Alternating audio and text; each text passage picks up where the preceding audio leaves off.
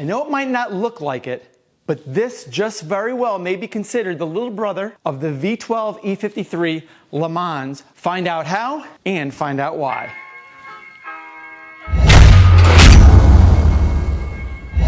Now, I'm not going to go into all the ins and outs on what this vehicle is from the factory. We all know it's a 4.6 IS. It's got the M62 TUB46 with Alpina-inspired internals. But we're not going to go into all the details of what this car is. So let's go into the details of how we got this to be considered the baby brother of the LeMans V12. The LeMans, pronounced LeMans, is arguably the most unique BMW ever produced. This race-ready vehicle has the P75, yes, P, V12 engine. The race-ready engine based off of the S70/2 and was built and fitted into this E53 X5 chassis. And it has 700 horsepower. In the early 2000s, this was used as a test bed to see what BMW was actually capable of. And this E53 is a perfect example of them taking this to the absolute limit.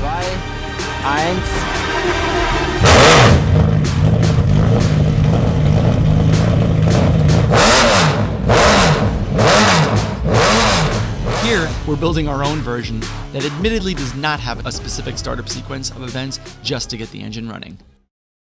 As you can see here, we've got a Getrag 420G. It is the most ubiquitous 6-speed manual transmission that bolts onto the all of the 90s and 2000s BMW V8s. We had to replace the old automatic transmission and transfer case, so there is no all-wheel drive. And as a result, some of the removals you need to do here are, of course, the transfer case. You've got the front drive shaft, you've got the front differential, and the front half shafts. Now, a quick note about the half shafts is that you do need to disassemble the CV joint at the hub area, and the reason being is because that hub actually squeezes on to the bearing and tightens everything up.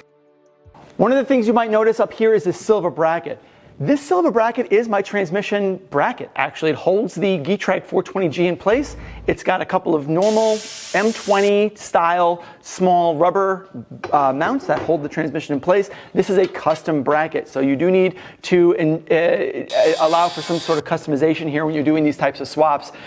It's attached by 4 screws, 2 on each side. The 2 screws here hold the mounts in place, and that's what holds this whole transmission in place.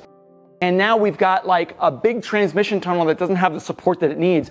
So as a result, you need to create this black bracket here. This bracket here actually serves to hold the transmission tunnel in place relative to each other, and it keeps everything nice and stout and stiff.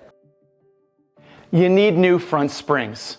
The springs have to be lowered. These are H&R lowering springs. The link is down in the description. And it's very, very simple to replace these springs. Just like normal McPherson struts, you just take the spring out, put it back in, compress everything back together, and you're good to go. And this will make the ride height in the front be perfect.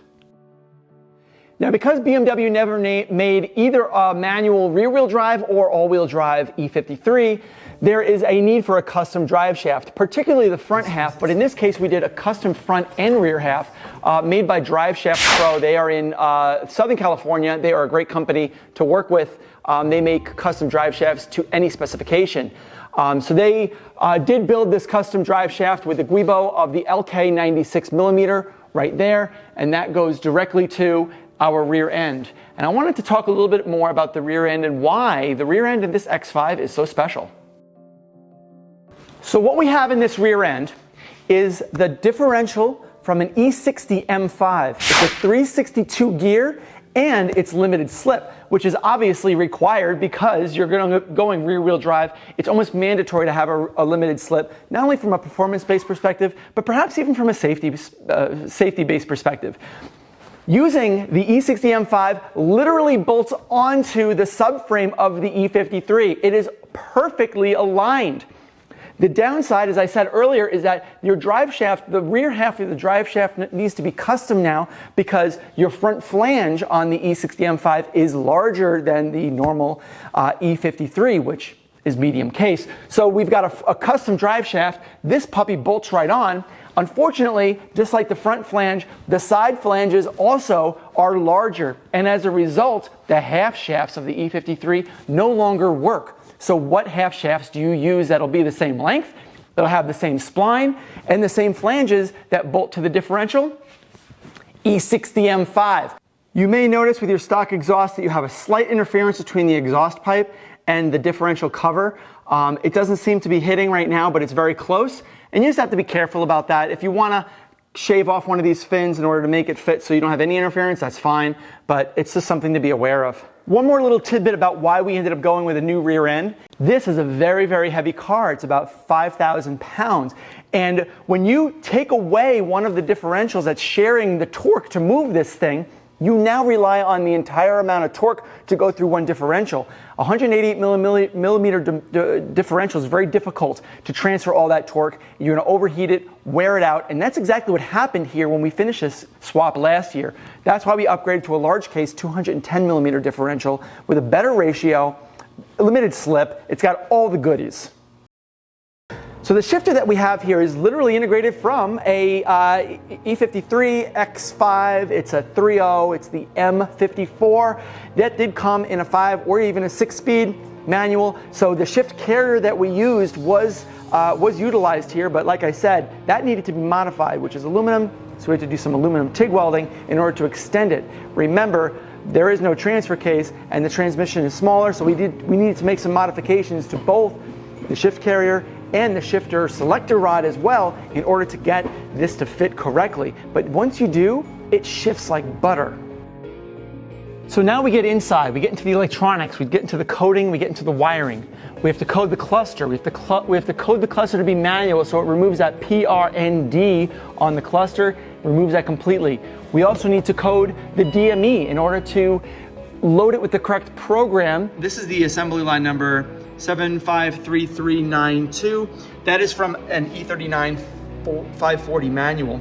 Via WinKP, KFP, in order to get the DME to understand that it's a manual transmission vehicle as well, which eliminates the bump up during shifting when you press the clutch pedal.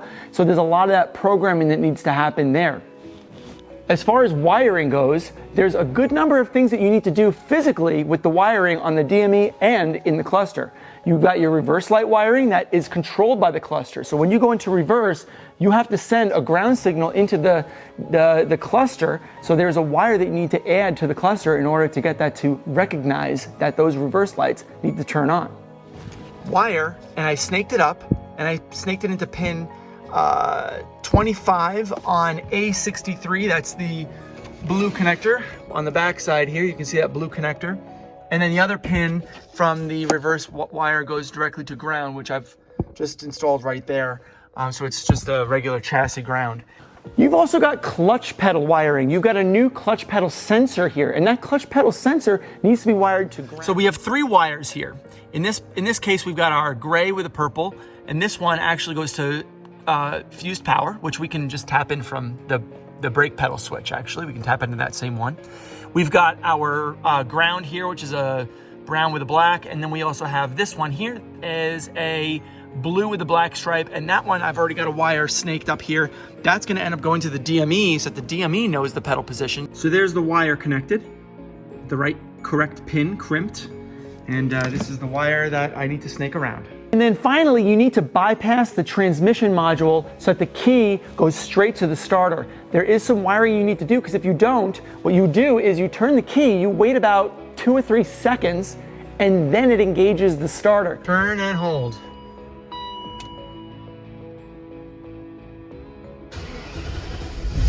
Which is really, really annoying and not the way that this car should behave. It should behave like a normal manual car. You turn the key, it starts right up. Surprisingly enough, the pedals are quite easy to replace. The gas pedal is exactly the same, so no wiring changes there. And then the brake and the clutch pedal are one assembly. You can grab that from any E39 540i or any E39 manual rather. And of course, the manual E53 that comes with the M54 3.0 engine, you can use those as well. So swapping the pedals in is relatively easy, no changes, bolts right up. Don't forget to use the right types of clutch lines. Those links are down in the description as well, in order to route your clutch line all the way through across the transmission tunnel and down to your clutch. Your clutch slave cylinder is of course going to be your normal Getrag 420G slave cylinder. And don't forget to add that loop there for the brake line wiring, for heating, expansion, and cooling, and of course for vibration dampening. And that's all that there really is to the pedals. All right, guys, so that's about all we got here. Now you know exactly what it takes to make this an actual mini LeMans V12. It is an awesome vehicle to drive. It's so much fun. It sounds amazing. And I hope that if you're ever interested in trying something like this, give a holler at me and I'll be happy to give you some tips and pointers, and we can go through some of the details. But this is a really cool car, and thanks a lot for watching, and keep in touch.